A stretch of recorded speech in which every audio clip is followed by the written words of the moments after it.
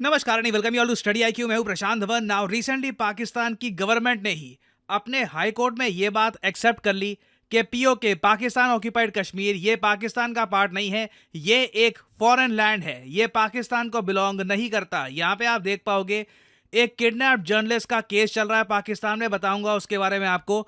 उसी दौरान पाकिस्तान की सरकार ने यह कह दिया कि पीओके एक फॉरेन लैंड है। ना इंडिया में आप देखोगे इस पर बहुत कवरेज हो रही है। ये अज्यूम मत कर लेना कि छोटी सी बात है, यहाँ पे पाकिस्तान ने गलती से बोल दिया होगा, इंडिया में हम लोग बहुत सारे इस पे आर्टिकल पब्लिश कर रहे हैं। नहीं, पाकिस्तानी जर्नलिस्ट, बिल्कुल इनके टॉप लेवल जर्नलिस्ट इस बात को लेकर हैरान थे कि पाकिस्तान की सरकार ने ये बोल क्या दिया है। और कल को ये जो लाइन है PoK is foreign territory, India United Nations में भी यूज कर सकता है। ये जो क्लिप है, बहुत ही इंपॉर्टेंट क्लिप, ये मैं आपको दिखाना चाहता हूं ना। इस वीडियो में आप देखोगे पाकिस्तान के जर्नलिस्ट हामिद मीर ये खुद ही कहेंगे कि हमने आखिर बोल क्या दिया है, कश्मीर को इस केस में हम घसीट के क्यों ले आए थे। जस्टिस मोहसिन अख्तर कियानी के सामने हुकूमत पाकिस्तान ने आज ये कहा है कि आज़ाद जम्मू कश्मीर एक फॉरेन टेरिटरी है। ठीक है, फॉरेन आज मान गया ना आपकी एक फॉरेन टेरिटरी है, तो फिर ये बताएं कि वहाँ पे रेंजर्स जो है वो क्यों जाती है। और जब आज़ाद कश्मीर का वज़ीर आज़म जो है वो कहता है कि मैंने रेंजर्स को नहीं बुलाया। ठीक है, तो ये यहाँ पे बात कर रहे हैं पाकिस्तान सिक्योरिटी की, पाकिस्तान मिलिट्री की, रेंजर्स की। तो वो लोग क्यों जाते हैं? अगर पाकिस्तानी रेंजर्स जाते हैं पीओके में, वो लोग डिप्लॉयड हैं, तो सिंस वो फॉरेन टेरिटरी में जा रही हैं, गलत है ना। इस बात का डिस्कशन पाकिस्तान में लगातार बढ़ता जा रहा है। जैसे जैसे हम देख रहे हैं इंडिया में पीओके को वापस इंडिया में मर्ज करने की कॉल्स बढ़ रही है। पाकिस्तान पहली बात तो इस बात को रियलाइज कर रहे हैं कि नंबर 1 पीओके हमारा पार्ट है ही नहीं, ये तो एक फॉरेन टेरिटरी है। तो किसकी इजाज़त से गया? तो अगर ये फॉरेन टेरिटरी है तो अब आपने खुद ही अहमद फराद के केस में जो कश्मीर का मसला है उसको एक नई डायमेंशन दे दिया है ना। ये जो अहमद फराद की ये बात कर रहे हैं ना, this is a very interesting case. और इसी केस के दौरान पाकिस्तान की सरकार ने एडमिट किया है कि पीओके तो एक्चुअली एक फॉरेन टेरिटरी है, उसको हम पाकिस्तान का पार्ट मानते ही नहीं है ना। यहाँ पे आप देख पाओगे ये है अहमद फराद। आपने इनके बारे में इतना सुना नहीं होगा, वैसे मैं आपको बता दूं ये कश्मीरी उर्दू पोएट हैं, जर्नलिस्ट हैं। और ये पाकिस्तान में जो एस्टैब्लिशमेंट है, जो आर्मी सरकार का एक अजीब सा मिक्स है जो पाकिस्तान को चलाता है, उसके अगेंस्ट काफ़ी बार बोल चुके हैं। ये पीओके से हैं तो काफ़ी बार देखो पीओके में जो डेवलपमेंट की बहुत ज़्यादा कमी है, जिस तरीके से जो भी पीओके में आवाज़ उठाता है उसको ये लोग गायब कर देते हैं, जो प्रोटेस्ट होते हैं उनको क्रश कर दिया जाता है।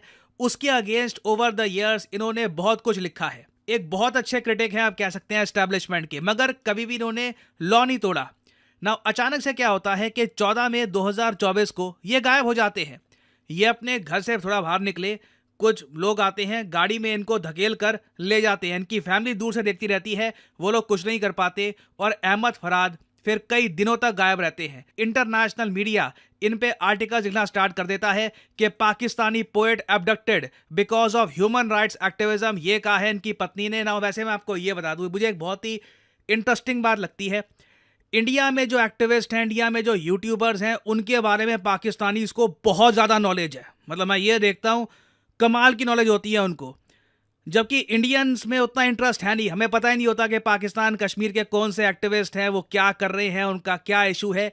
अहमद फराज जैसे लोग इतना लैम्पलाइट में आ ही नहीं पाते। ये ठीक है, मैं वीडियो में बात कर रहा हूँ, बाकी बहुत सारे लोग हैं ऐसे, so many people in Pakistan occupied Kashmir जो पाकिस्तान के एस्टैब्लिशमेंट की बात करते हैं। खैर, अहमद फराद को पाकिस्तान की जो इंटेलिजेंस एजेंसी है इसने किडनैप कर लिया, बिल्कुल उठा कर ले गए। ये कोई आसान नहीं है किसी गुंडों ने इनको उठाया था, it was the Pakistani intelligence. जब इंटरनेशनल मीडिया का दबाव बहुत जरा बढ़ना शुरू हो गया कि अहमद फराद कहां पे है, पाकिस्तान के कोर्ट ने कहा कि इनको लेके आओ। पाकिस्तान की कैपिटल में जो हाई कोर्ट है इनका, इस्लामाबाद हाई कोर्ट, वहां पर भी जज ने कहा कि अहमद फराद को लेकर आओ। तो उसके जवाब में पाकिस्तान की सरकार को जो रिप्रेजेंट करते हैं पाकिस्तान के अटॉर्नी जनरल, इन्होंने ये कहा कि देखिए ये तो पॉसिबल नहीं हो पाएगा। जज ने कहा कि क्यों नहीं हो पाएगा, मैं जज हूं, मैं उसको बोल रहा हूं कि लाओ कोर्ट में। और फिर यहां पर पाकिस्तान के अटॉर्नी जनरल ने यह कह दिया कि देखिए वो है इस वक्त पाकिस्तान ऑक्यूपाइड कश्मीर में और पीओके को हम मानते हैं foreign territory, foreign land, it is not a part of Pakistan. उन लोगों का खुद का संविधान है, खुद की कोर्ट है, तो वहां के आदमी को हम अपने पाकिस्तान के कोर्ट के संबंध के हिसाब से नहीं बुला सकते। जो वहां पे कोर्ट है वही डिसाइड करेगी कि अहमद फराद के साथ क्या करना है। नाउ ये सब बात सुन के जो जज है वो काफी गुस्सा हुए, क्योंकि जज को पता था कि उनको साफ साफ बेवकूफ बनाया जा रहा है। जज ने एक बहुत ज्यादा एक रेलेवेंट सवाल पूछा। जज ने कहा कि चलो ठीक है, तुम लोग कह रहे हो पीओके एक फॉरेन टेरिटरी है ना, हमें फिर ये समझाओ कि पाकिस्तान के रेंजर्स, पाकिस्तान की मिलिट्री पीओके में क्यों है। अब इसका जवाब इनके पास था नहीं, हालांकि जज आगे जाकर और भी सवाल पूछ सकते थे कि जो सीपैक है, पाकिस्तान इकोनॉमिक कॉरिडोर, ये फिर पीओके में क्यों बन रहा है अगर पीओके फॉरेन टेरिटरी है। वेरियस और चीज़ें यहाँ पे पूछी जा सकती थी, बट क्लियरली जो अटॉर्नी जनरल है ये बस मामले को रफा दफा करना चाहते थे। ये नहीं चाहते थे कि अहमद फराद को वापस इस्लामाबाद में लाया जाए। इसी तरीके से वैसे मैं आपको बता दूँ, अभी इस वीडियो में मैं अहमद फराद की बात कर रहा हूँ, कोई बड़ी बात नहीं है कि अहमद फराद गायब ही हो जाए आने वाले कुछ सालों में, उसके बाद कोई इनका नाम किसी इंटरनेशनल न्यूज़पेपर में कहीं और सुनने को ना मिले। और पता नहीं अहमद फराद जैसे कितने लोग होंगे जो पाकिस्तान की आईएसआई ने गायब कर दिए। इनके बारे में यूएस कोई फ्रीडम ऑफ स्पीच, कोई ह्यूमन राइट्स की कोई स्टेटमेंट नहीं देगा, बस ये लोग गायब हो जाते हैं। मगर from an Indian point of view अगर हम बात करें ना, तो ये स्टेटमेंट बहुत इंपॉर्टेंट है। ये स्टेटमेंट देखिए पाकिस्तान की पब्लिक का जो परसेप्शन है वो भी चेंज करने में हेल्प करेगी। कल को इंडिया पीओके को लेकर कोई बड़ा स्टेप उठाता है, जो इवेंचुअली उठाएगा, मोस्ट प्रोबेबली अब जब जैसे इलेक्शन के रिजल्ट्स क्लियर हो जाते हैं, डिसाइड हो जाता है कौन पावर में आएगा, उसके बाद पॉसिबिलिटी है कि इंडिया पीओके में एक बड़ा स्टेप उठा सकता है। तो उस पर्टिकुलर केस में इंडिया के पास एक बहुत सॉलिड ग्राउंड होगा।